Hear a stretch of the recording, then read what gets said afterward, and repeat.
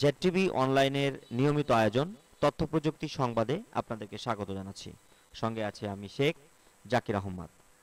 আজকে মাইক্রোসফট ওয়ার্ডের নতুন আরেকটি ক্লাস নিয়ে হাজির হলাম।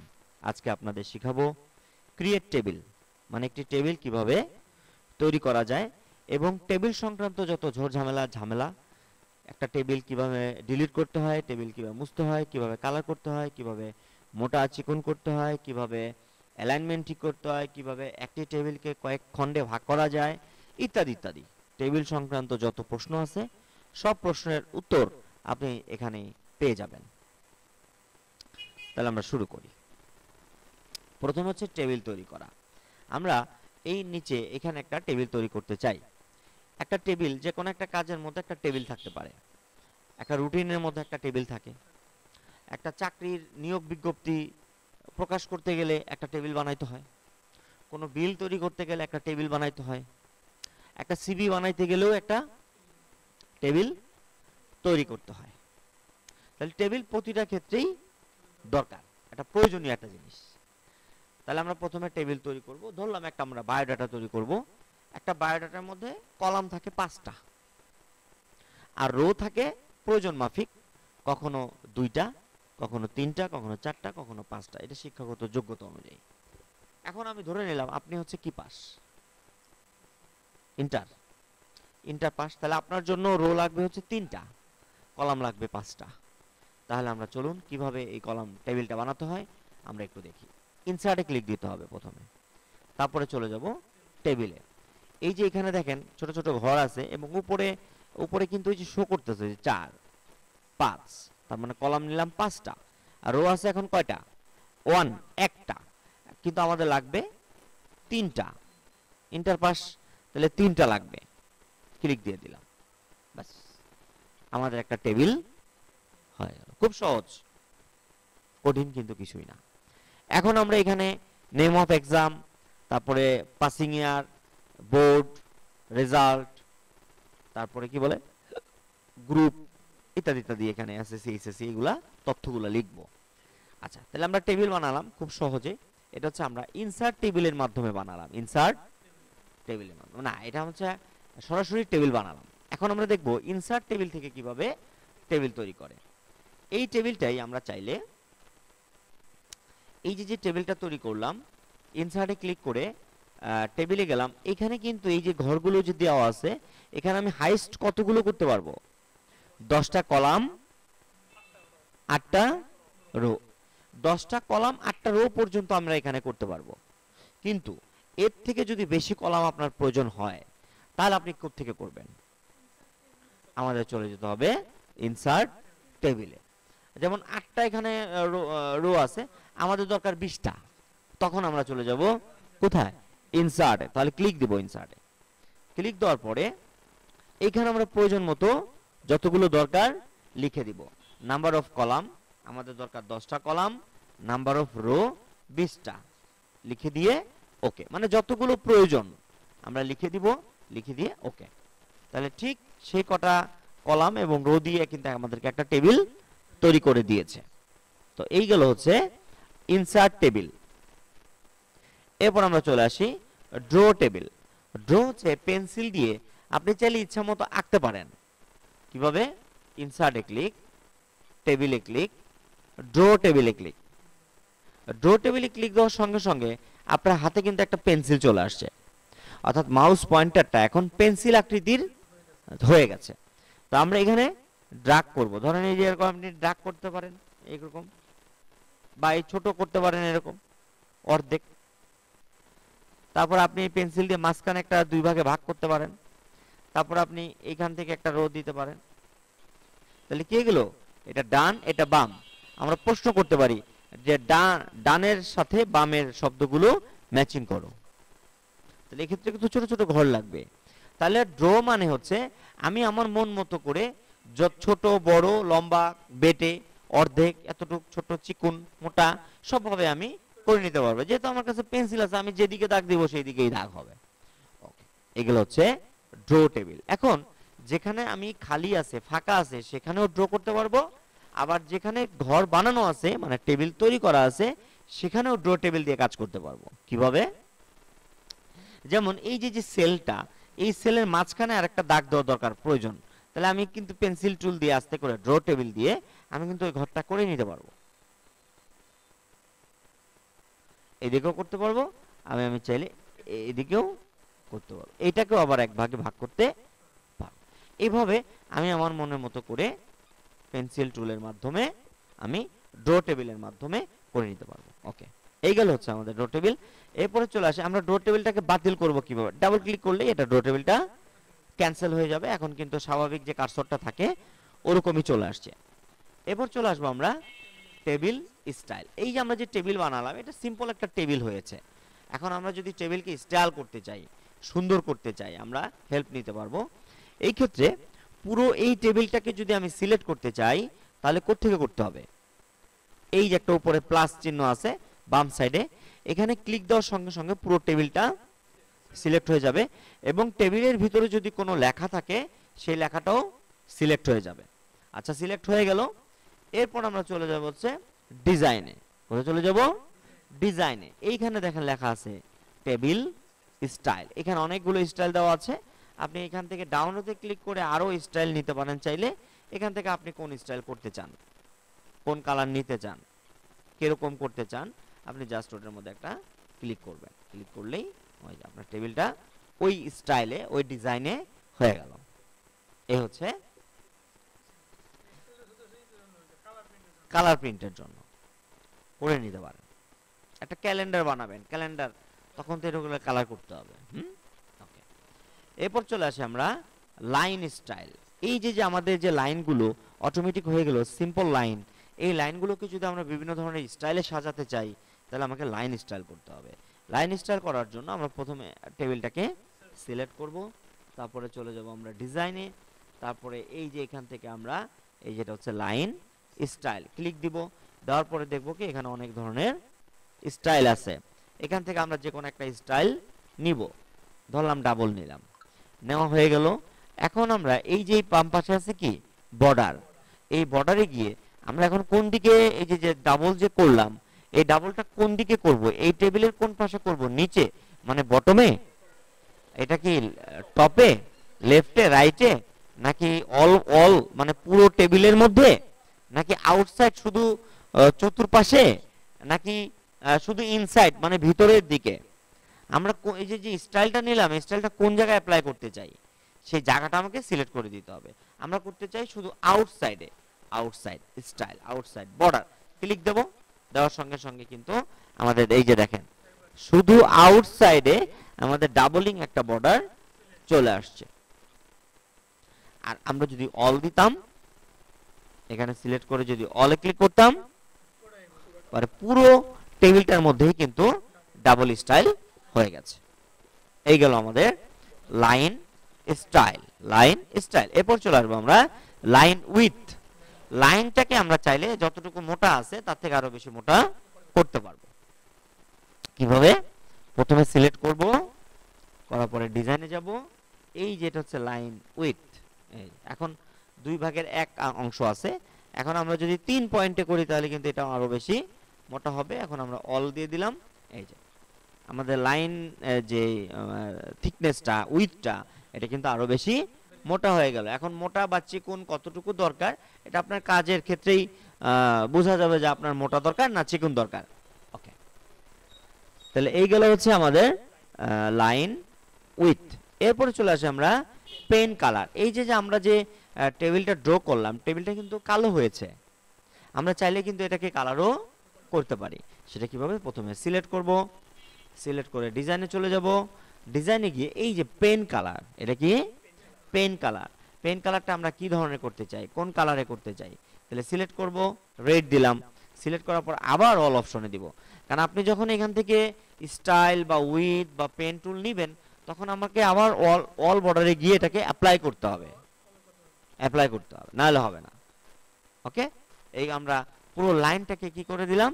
কালারিং করে দিলাম, পেন কালার করে দিলাম। এরপর চলে আসে হচ্ছে ইরেজার। ইরেজার অর্থ হচ্ছে কি করে মুছে দেওয়া। এই যে রবার, রবার কোন জায়গায় ভুল হলে এটাকে মুছে দেওয়া। এখানে একটা ইরেজার রয়েছে, আমরা ইরেজারটা একটু দেখতে চাই।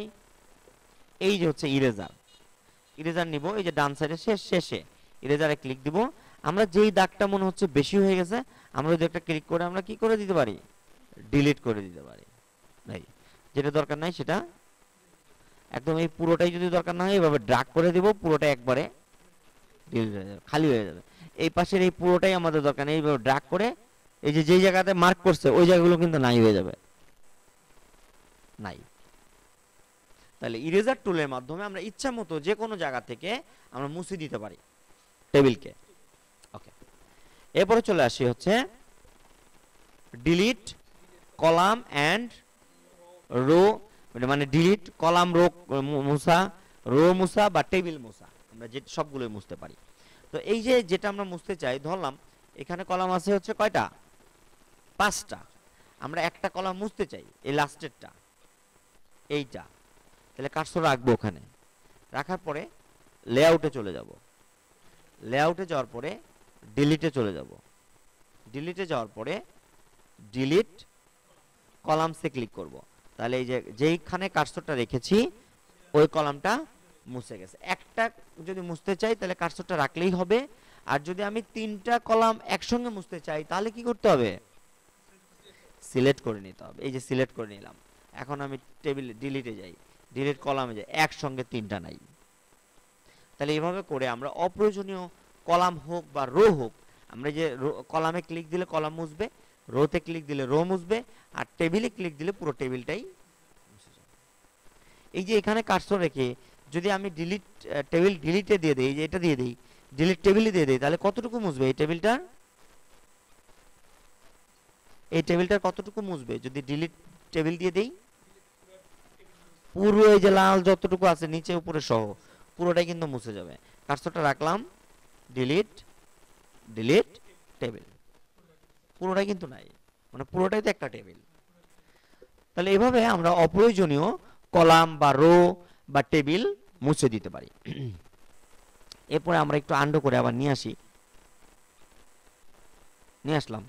এখন হচ্ছে insert column rho, insert column বা রো, ইনসার্ট হচ্ছে বাড়ানো, ইনসার্ট হচ্ছে কি আনা আরো। এখন এখানে আছে হচ্ছে 5টা, আপনার আরেকটা লাগবে, কলাম লাগবে। তাহলে কলাম কোথায় লাগবে, ধরেন এখানে আপনি 10 লিখছেন, এখানে লিখছেন 30, আর এখানে লিখছেন 15। এখন এই 10 এবং 15-র মাঝখানে একটা 12 লেখা দরকার। তাহলে এখানে কি করব, আমরা বাড়াতে চাই, ফোন দিছে, তাহলে এই 10 এবং 15-র মাঝখানে একটা কি দরকার, কলাম দরকার, 12 লেখা দরকার। তাহলে এখানে কি জায়গা আমরা রেখেছি, রাখি নাই, তাহলে কলামটা কোন দিকে বাড়াতে হবে, এই যে যেখানে কার্সর রাখলাম তার পরে ডানে আর কি। তাহলে আমরা লেআউটে যাব, তারপরে চলে যাব হচ্ছে কোথায়, ইনসার্ট লেফট, কলাম কি লেফটে পারবে নাকি রাইটে পারবে, কোন দিকে পারবে, রাইটে। কেন, কারণ 15 এবং 10-এর মাঝামাঝি দরকার, তাহলে কার্সর রাখছি তার ডান দিকে বাড়ানো দরকার, তাহলে রাইটে।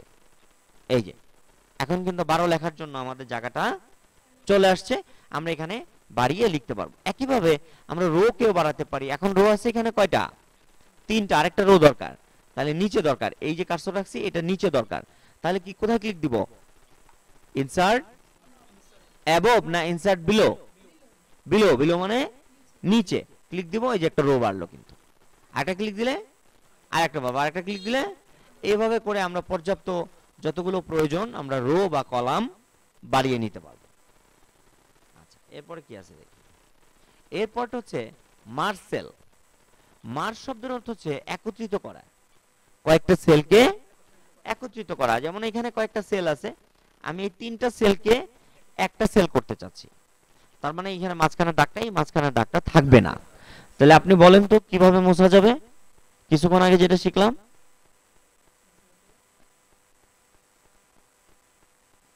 কিভাবে, ইরেজার দিয়ে, কিছুক্ষণ আগে তো আমরা শিখলাম যে ইরেজার দিয়ে এই দাগটা কিন্তু আমরা মুছে দিতে পারি। তাহলে এটার বিকল্প আরেকটা পদ্ধতি হচ্ছে মার্জ করা, এই যে মার্জ, এই যে মার্জ, আপনি মার্জে দিলেও পারেন।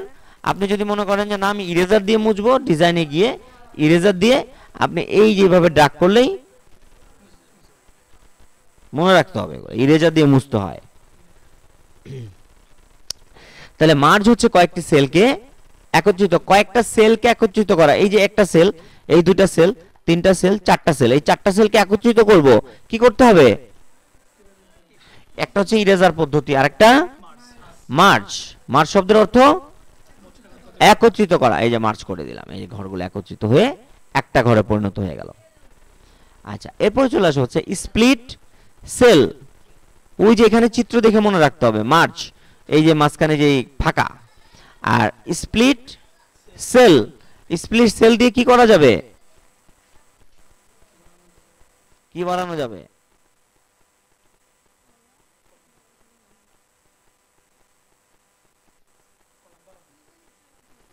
একটা সেলকে কয়েক ভাগে ভাগ করা যাবে। যেমন এখানে আছে কয়টা সেল? একটা। এখানে আমি দুইটা কলাম করতে চাই, মাঝখানে একটা দাগ হবে আর। তাহলে মাঝখানে যদি এ বরাবর দাগ দেই, তাহলে দুইটা কলাম হয়ে গেল এখানে। এখন তো একটা কলাম আছে, তাহলে কিভাবে বলেন? কিছুক্ষণ আগে শিখছেন, কিছুক্ষণ আগে শিখছেন যে এই কলামটাকে মাঝখানে একটা দাগ দেওয়া যাবে। ড্র টেবিল, আপনাদের একবারে ব্রেন লুজ। হ্যাঁ, এটা হচ্ছে কোথায় ক্লিক? ডিজাইনে ক্লিক, ড্র টেবিলে ক্লিক। এই যে পেন্সিল হয়ে গেল। এখন আপনি এই যে এটাকে দুই ভাগে ভাগ করতে পারেন, কিন্তু আমি তো এটা পদ্ধতি শিখেছি, আমি অন্যভাবে করতে পারি। সেটা হচ্ছে লেআউটে গিয়ে স্প্লিট সেলে ক্লিক করে আমরা এখানে লিখে দিব নাম্বার অফ কলাম কয়টা? দুইটা। নাম্বার অফ রো দরকার একটা। ওকে, এই যে দুই ভাগে ভাগ হয়ে গেল। আমরা ওখানে লিখে দিয়ে ভাগ করে ফেলতে পারি, কারণ ড্র করতে গেলে তো সময় লাগবে, আবার একটু ডানে বামে ছোট বড় হয়ে যেতে পারে ঘরগুলা। আপনি ড্র করছেন, এইদিকে ঘরটা বড়, এইদিকে ঘরটা ছোট হতে পারে, কিন্তু যখন আপনি স্প্লিট সেলে দিবেন তখন সবগুলোর মাপ সাইজ একই রকম হবে। এখন বলেন এই ঘরটাকে চার ভাগে ভাগ করতে চাই, মানে দুটা কলাম হবে, দুটা রো হবে। তাহলে কোথায় যেতে হবে? স্প্লিট সেল, তারপরে কলামে থাকবে কয়টা? দুইটা। আর রো থাকবে কয়টা? দুইটা। তাহলে তো চারটা ঘর হয়ে যাবে। এই যে the number must a divorce of 9। কোথায় কোথায় রাখছে কার্সর? ও কার্সর জায়গা হচ্ছে না। আমরা একটা কাজ করি, এই ঘরটাকে বাড়াই। হ্যাঁ, তাহলে স্প্লিট সেল, আমরা এখানে দুইটা, এখানে দুইটা। ওকে, কয় ভাগে ভাগ করলো? এই ঘরটাকে চার ভাগে ভাগ করলো। এখন বলেন এই ঘরটাকে আমি এদিকে তিনটা কলাম, দুটা রো করতে চাই, তাহলে কি করতে হবে? স্প্লিট সেল, দুইটা, তিনটা। ওকে, ভাগ করে না কেন? কারণ এই যে এইখানে বাড়াতে গেলে কিন্তু নিচের গুলো সব এক সমান থাকতে হবে, নাহলে বাড়বে না। বাড়ার জন্য নিচে জায়গা থাকতে হবে। হ্যাঁ, জায়গা থাকতে হবে। এখন দেখো, এই যে এই ঘরটাকে মনে করো লেআউট স্প্লিট সেল, দুইটা বাই তিনটা। ওকে, এটা কিন্তু বাড়ছে কারণ উপরে নিচে সমান। আবার যদি এই ঘরটাকে কয়েক ভাগে ভাগ করা থাকতো, তখন কিন্তু এটাকে আর করতে পারতো না, লেভেলে আনতে পারতো না। তাহলে যখন হবে না, তখন বুঝতে হবে যে ওই সেলটাকে কিভাবে করতে হবে? ড্র টেবিল দিয়ে ভাগ করতে হবে, যখন স্প্লিট দিয়ে না হবে। আচ্ছা, এরপরটা শিখে হচ্ছে স্প্লিট টেবিল। স্প্লিট টেবিল দিয়ে কি হবে? দেখো চিত্রটা দেখে বুঝতে চেষ্টা করো তো। ভাগ হয়ে যাবে, খণ্ড হয়ে যাবে। যেমন এটা পুরোটা নিয়ে একটা কয়টা টেবিল, এই পুরোটাই কয়টা টেবিল? একটা টেবিল। এখন মাঝখান থেকে আমরা টুকরা করতে চাই, এই যে এই ঘরটাকে টুকরা করতে চাই, কার্সর রেখে স্প্লিট টেবিল, ওই যে টুকরা হয়ে গেছে, এই দেখো আলাদা হয়ে গেছে। এই যে মাঝখানে এই টেবিলের সাথে এই একটা টেবিল, এটা কিন্তু আরেকটা টেবিল হয়ে গেছে, মাঝখানে টুকরা হয়ে গেছে। তাহলে স্প্লিট টেবিল হচ্ছে কোন টেবিলকে আলাদা করে ফেলা, ভাগ করে ফেলা। এরপরে চলে আসছে অ্যালাইনমেন্ট। অ্যালাইনমেন্ট হচ্ছে এই যে যে লেখাটা, এই লেখাটা ধরো আমি এই রোটাকে বড় করলাম, এখন এই লেখাটা কোন দিকে আছে? এই সেলের বামে। আমি যদি এটাকে অ্যালাইনমেন্ট করতে চাই, দেখো এটা দিলে সেন্টার যাবে, এটা দিলে টপে যাবে সেন্টার, এটা দিলে বটমে সেন্টার, এটা দিলে লেফটে যাবে, লেফটের সেন্টার, এটা দিলে রাইটের সেন্টার, আর এটা দিলে পুরোপুরি সেলের মাঝে। কোনো লেখা যদি সেলের মাঝে আনতে হয় তাহলে এই অ্যালাইনমেন্ট করে অ্যালাইন সেন্টার দিতে হবে। ওকে, এটা হচ্ছে alignment. Text direction, text direction হচ্ছে ঘোরানো। ধরো তুমি এখানে লিখছো হচ্ছে ঢাকা, এই লেখাটা সোজাভাবে আছে, এখন তুমি লেখাটাকে আড়াআড়ি করে দিতে চাচ্ছ, কিভাবে? টেক্সট ডিরেকশনের মাধ্যমে। কিভাবে? লেআউট, এই যে টেক্সট ডিরেকশনে ক্লিক দিবা, ওই যে ঘুরে গেছে। এখন জায়গা হচ্ছে না, একটু একটু বড় করে দিলেই এই যে জায়গা হয়ে গেল।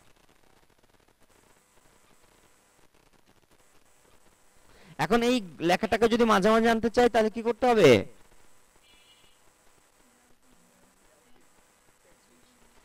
লেআউটে গিয়ে যে অ্যালাইনমেন্ট করতে হবে, অ্যালাইন সেন্টার। ওকে, এই ছিল টেবিল সংক্রান্ত যাবতীয় কাজ। টেবিল সংক্রান্ত সমস্যা হলে তোমরা ভিডিওটা দেখে সমাধান করবা। আর এই মুহূর্তে কি কোনোটা বুঝতে অসুবিধা আছে?